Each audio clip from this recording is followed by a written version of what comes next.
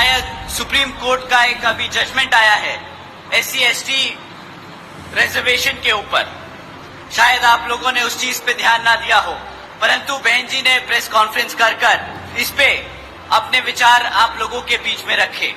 मैं उनके बात को आप लोगों के बीच में समक्ष में रखना चाहूंगा। साथियों, सुप्रीम कोर्ट का जो जजमेंट अभी आया है, उसके तहत जो SC/ST में जो जातियां हैं, उनको रिजर्वेशन देने का अधिकार जो आज तक पार्लियामेंट और राष्ट्रपति के पास हुआ करता था, वो आज उनसे छीनकर राज्य की सरकारों को देने का काम कर दिया गया। साथियों, इससे हमारे सभी SC/ST भाइयों का जो नुकसान है, वो आप लोगों के बीच में मैं रखता हूं। साथियों, जब ये जजमेंट दिया जा रहा था, तब माननीय सुप्रीम कोर्ट ने सभी राज्य की सरकारों से अपने वकीलों को कहा था कि भाई आप लोग अपने वकील हमारे सामने लाए और अपना प्रस्ताव रखें, अपनी मुद्दे रखने, अपनी बात रखें कि इस जजमेंट पे हम अपना डिसीजन ले, उससे पहले आप अपनी बात बताएं कि आपका क्या कहना है। साथियों, कांग्रेस के वकील वहां मौजूद थे, भाजपा के वकील मौजूद थे, और उस जजमेंट से पहले किसी भी एक पार्टी के वकील ने उस जजमेंट पे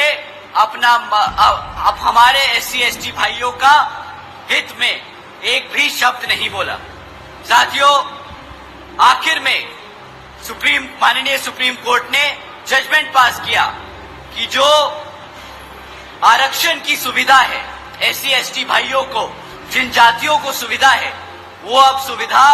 राज्य सरकार, वो जातियां राज्य सरकार तय करेंगी। साथियों, अब इससे क्या होगा, जो राज्य में सरकार सत्ता में है, वो अपने मन मुताबिक SC में जो जातियां हैं उनको रिजर्वेशन देगी, और अगर चाहेगी तो आपसे उन जातियों से रिजर्वेशन छीनने का काम करेगी। साथियों, इससे ये जितनी भी सत्ता में रही सरकारें हैं, ये हमारे SC/ST समाज के भाइयों में मनमुटाव व आपस में झगड़ा कराने का काम करेगी। ये जिनको चाहे उनको रिजर्वेशन की फैसिलिटी देंगी और जिनको चाहे उनसे रिजर्वेशन छीनने का काम करेगी। साथियों, बाबा साहब ने